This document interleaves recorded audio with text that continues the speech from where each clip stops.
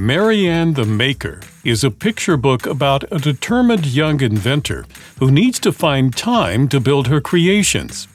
Hi, I'm Dan Skinner, and welcome to the Kids Bookshelf. Ahead, we'll explore the book and talk about the inspiration behind it. Kelly Corrigan is the best-selling author of Tell Me More, The Middle Place, Lift, and Glitter and Glue. This is her second children's book. Her first picture book was Hello World. She joins us to talk about Marianne the Maker, which she co-authored with her daughter, Claire Corrigan Lichty. Kelly, welcome to the Kids Bookshelf. Thanks so much, Dan. It's great to be with you. Now, this is your second children's book and your first book to write along with your daughters. So what inspired the two of you to work together? Failure. I had tried to write a second book about yet and someday and how they are these kind of magical words that if you add them to a sentence, they totally change the feeling of things and your outlook. Like, I can't ride the Ferris wheel yet, and someday I'll be allowed to have a sleepover. And the publisher was less impressed, shall we say, than I had hoped.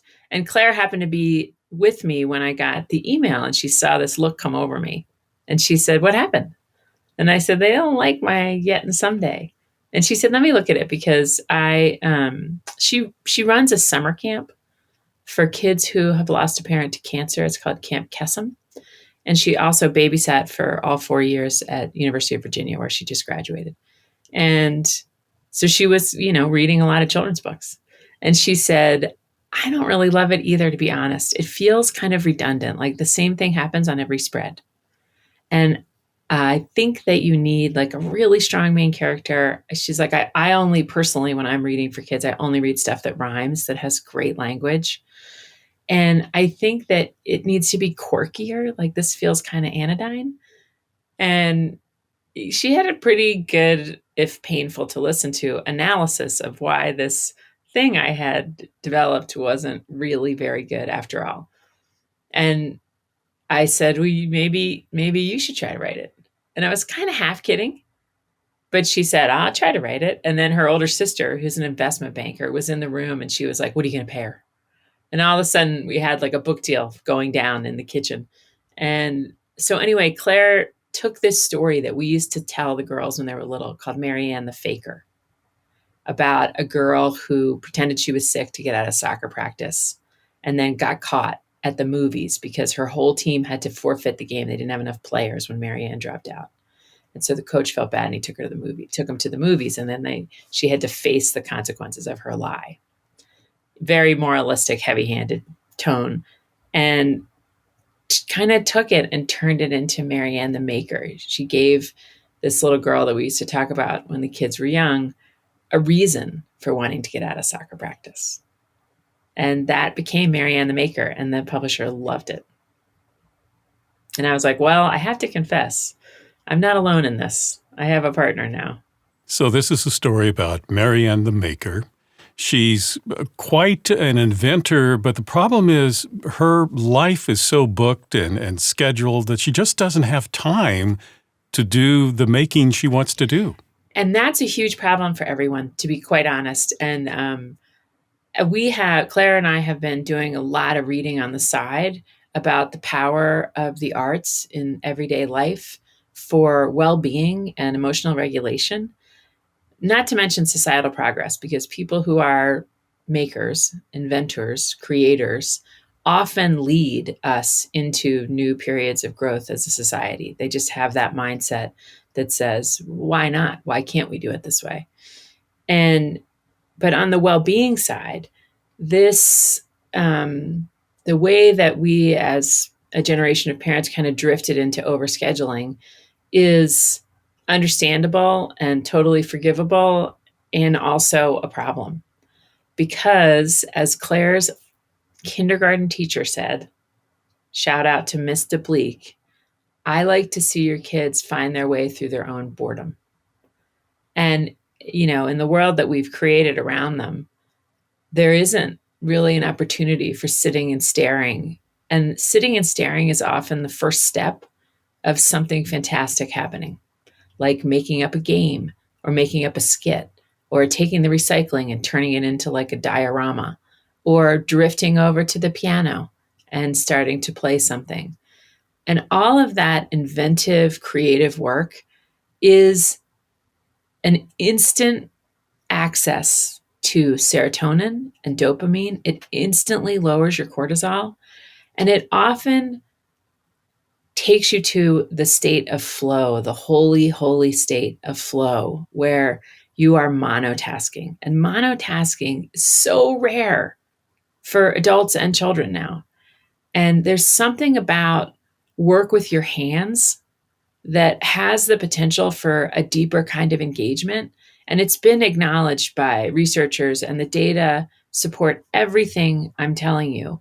And you can learn more about it in a very grown-up book called Your Brain on Art, which is written by Susan Maximin, who's a neuroscientist at Hopkins, and Ivy Ross, who is a design lead at Google. And the two of them have sort of collected and done the meta-analysis on all the best data and research over the last 10, 20 years. And it's basically like tapping into a neurochemical bubble bath to be making. And then the thing that Claire and I were noticing is that making, we like the word making better than creativity or the arts, because we're worried that when you talk about creativity, people think of painting and music and writing. And that's certainly creative work. But there's also robotics, and there's also writing code. Like Claire, interestingly, is a computer science drama double major. So she's writing code in the morning, and she's writing screenplays in the afternoon, and she's doing stand-up at night. And then the next day she has an internship with a company that's scraping the dark web trying to find bad guys. And I thought it was most people think it's so funny that she's a computer science drama major. And she is the only one at University of Virginia. But she doesn't think it's funny at all. She thinks it's sort of versions of the same impulse, which is I want to deconstruct and reconstruct what I see around me to make it better. And that attitude could save us. And that attitude can certainly save an individual. That is a very high agency way to see the world. And agency is so highly correlated with strong mental health and a resilient mindset. Well, in this story, as we pointed out, Marianne just doesn't have time. So she engages in a lie to create that time, and people can read the book to learn more about how that turns out. But could you read a sample of the book for us so we can have a sense of what readers are going to find here? Sure. And I'll just tee it up by saying that there's a dad in this story, and he is all of us. I am this dad for sure. And part of what we really love about the book is the way the dad comes around. We think it's sort of a hopeful model for other parents who may have, followed the herd into the great overscheduling. So this is the first page. Marianne loved to build new things with tape and wire and dreams and strings. But today she had a soccer game, and for that she had her dad to blame. He signed her up, as all dads do. I loved this sport, and so will you. The whistle blew. Her stomach ached. This soccer thing was a big mistake. She tripped and stumbled on the field, all the while her mind cartwheeled. Distracted in goal, left wing, and center, inside she screamed, "I'm an inventor!" So that's the setup for Marianne. And what she wants to invent is a heretofore unknown thing called a moodle boot, which I have no idea where Claire got that word, but I love it. And it's this flying machine that's made with odds and ends of what she can find around her house. Baskets and old crochet needles and everything that has been set aside as useless. And we kind of like that message too, that there's a lot to be made literally and metaphorically from what we don't recognize.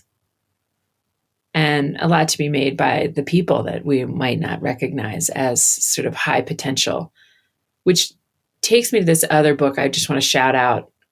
It's called Shop Class for Soulcraft. Have you ever heard of it? It's by Matthew Crawford. It had such a huge impact on me. We read it after we written the book.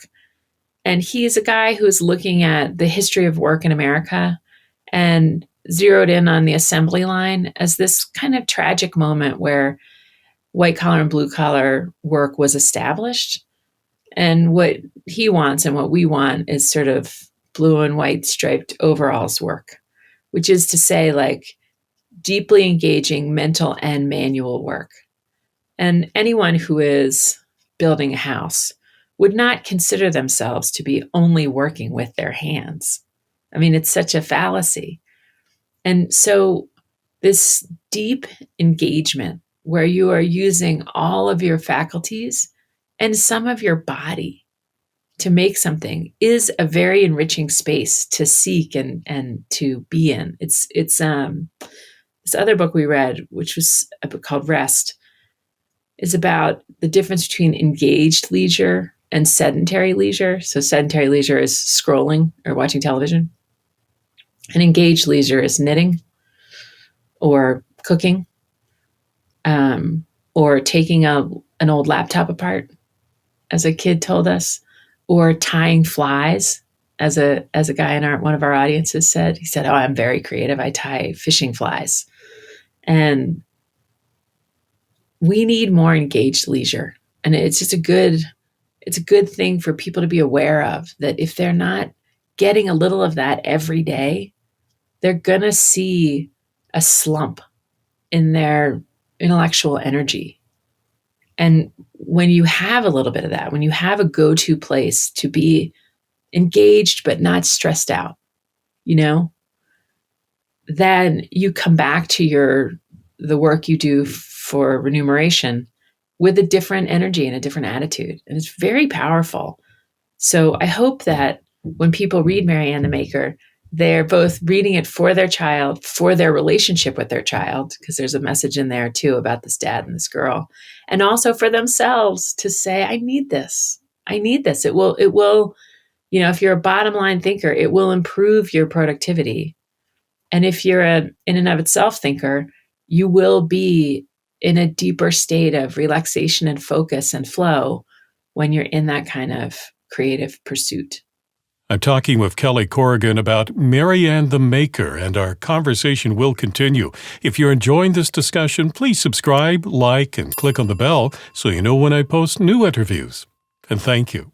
I think that's one of the key elements to a successful picture book, is that it needs to appeal not only to the child, but also to the adult who's reading that book to the child. Absolutely. Because if the adult doesn't like the book, that book's not going to get read as much as other books. So do you keep that adult audience in mind as well as you were putting the book together? Claire did, because Claire was the adult reading the books. And she said, I'll tell you the books I read over and over again. They're funny. They have lots of layers. So I get something different each time I read it. And they have these great characters that I've never seen before. So in terms of the language, Claire insisted that it rhyme and that it have this very exact meter, which is a really fun game to play as a creator. Like, can you do it in 8 beats? And we would argue. I'd be like, that's like, it's 9 beats, but it sounds like 8 to my ear. Like, can we just keep it? It's such a good word. She's like, no. And then the other thing about it that I thought was really powerful is that she created this girl, Marianne, who loves the 80s. So she named her dog Patrick Swayze. And she has 80s posters, like Ferris Bueller posters, all over her walls. And she has troll dolls, and she has old radios, and she has a boombox, and she likes to make mixtapes. And so when we gave that information about Marianne as a little kid to George Sweetland, who is the illustrator of this book and also a first grade teacher, he was like, got it, love it, thank you. And so one of the ways that we make it rereadable, which was this very explicit goal of Claire's, is to put in the illustrations 1,000 little Easter eggs. And I just, on the way home yesterday, I was flying home from Claire's graduation last night. I landed at 1 a.m. and I was looking at Marianne for some reason, and I even found something new on the cover that I hadn't noticed yet. And I have looked at this cover a lot, Dan. So it's pretty terrific collaboration with somebody who really heard that note of like, 80s, got it. You're the author of other books as well for adults.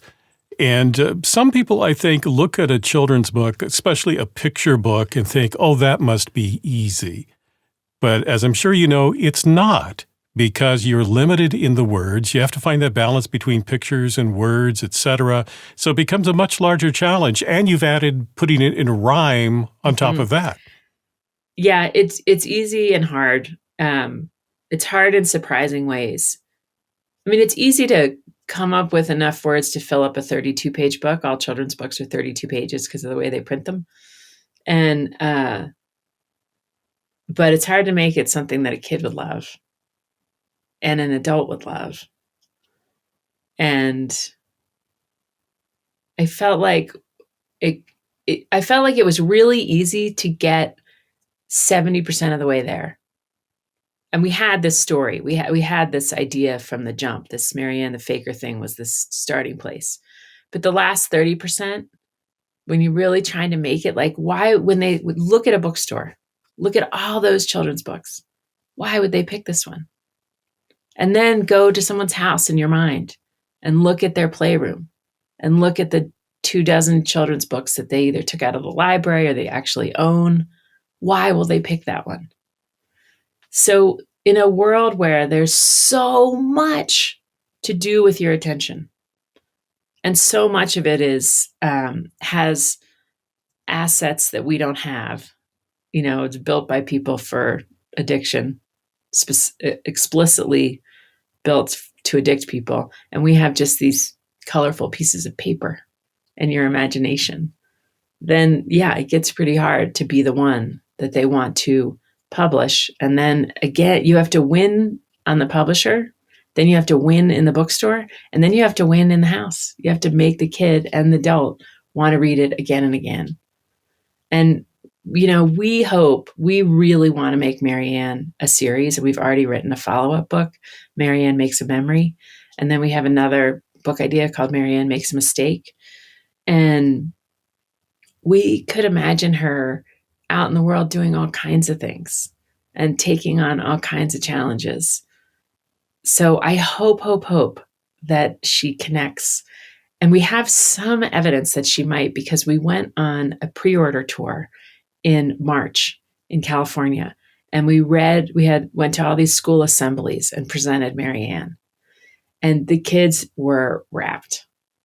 I mean, you could have heard like a contact lens drop. It was so satisfying. And then afterwards, they were running to talk to Claire like she was a rock star. They were like holding up their hands and wanting to high five her. And then they were also coming up to us with big ideas. Like this one kid was kind of breathless and said, I think they should do Marianne where it's like in a winter scene and she's built an igloo. And on the outside, you can hardly tell it's an igloo. But on the inside, it's like a fantastical lab.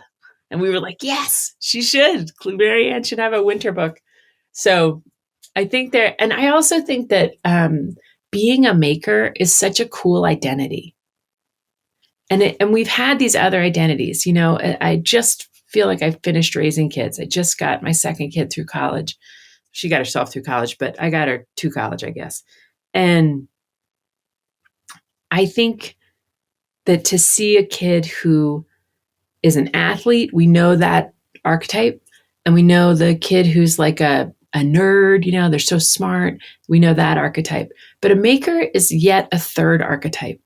And I think that identity really resonates for some people. And even adults, like on this little pre-order tour, people would come up to us at the end, grown-ups, and they would say, we are makers. We brought you some honey. Or we are makers and we brought you this little knit cap. And people lean into that identity. And I think that's a really cool identity to stand on. I mean, I am a Marianne. Like I was like, Claire, we'll know we've made it when we can wear t-shirts around town that say, I'm a Marianne, and people know what we're talking about. The picture book is Marianne the Maker, written by Kelly Corrigan and Claire Corrigan Lichty, illustrated by George Sweetland. Kelly, thank you for talking with me today. Oh, thanks for having us, Dan. I really, really, really appreciate it. If you'd like to purchase Marianne the Maker, I've placed a link for you in the description below. If you enjoyed this conversation, please subscribe, like, and click on the bell so you know when I post new interviews. Meanwhile, here are 2 more books you might find interesting. Well, thank you for watching this edition of the Kids Bookshelf. I'm Dan Skinner. Until next time, keep sharing the gift of reading.